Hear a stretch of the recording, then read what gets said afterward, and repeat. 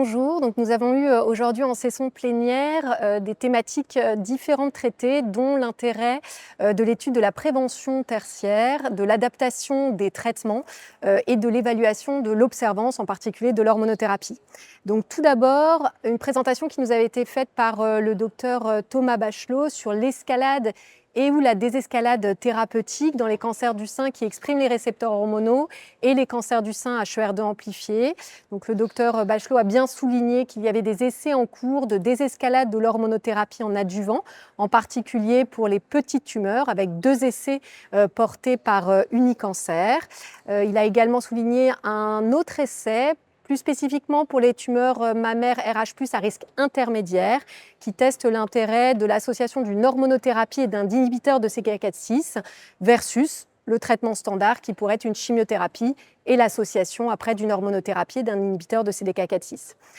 Nous avons également discuté dans cette présentation de l'intérêt des signatures génomiques qui peuvent être assez limitées chez les femmes jeunes. Un essai également est en cours porté par Unicancer qui se pose la question de l'intérêt d'une signature génomique pour l'aide à la décision chimiothérapie versus hormonothérapie chez les femmes jeunes.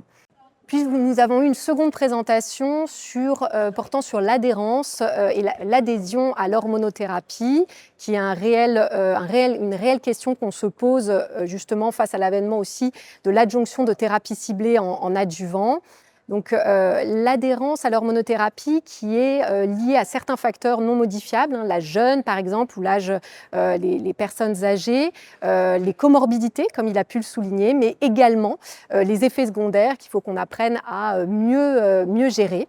Il a aussi discuté de l'intérêt motivationnel que l'on peut transmettre à nos patientes pour améliorer l'hormonothérapie. Une remarque importante sur l'amélioration de l'adhésion à l'hormonothérapie et le développement de parcours personnalisés faisant appel à des systèmes connectés, des infirmières de pratique avancée, un réseau ville-hôpital pour nous aider à gérer l'adhésion de l'hormonothérapie. La dernière présentation portait sur l'adaptation de la surveillance après cancer du sein. Donc, c'était un duo entre le docteur Marie Robert, qui est oncologue, et le docteur Foucault Chaming, qui est radiologue. Et la question était, faut-il adapter en fonction du facteur de risque des femmes que l'on traite pour un cancer du sein, en fonction de l'âge, par exemple les femmes très jeunes qui sont plus à risque de récidive, ou les femmes très âgées. Faut-il adapter en fonction du risque du cancer, bien sûr, et des facteurs pronostiques connus, la taille, le grade, l'envahissement ganglionnaire, mais également l'absence de réponse histologique complète après le traitement d'un cancer en phase néoadjuvante, qu'il soit triple négatif ou HER2. Le docteur Robert a souligné les recommandations actuelles qui sont déjà publiées depuis certaines années, qui sont l'examen clinique entre tous les 4 à 6 mois les 2 premières années, puis tous les ans de manière continue, et l'importance d'une iconographie mammaire associant mammographie plus ou moins échographie mammaire de manière annuelle. Elle a bien souligné qu'actuellement les recommandations ne recommandent pas l'adjonction dans la surveillance des cancers du sein, ni une imagerie, ni un dosage des marqueurs, mais que ces études qui ont permis ces recommandations sont particulièrement anciennes.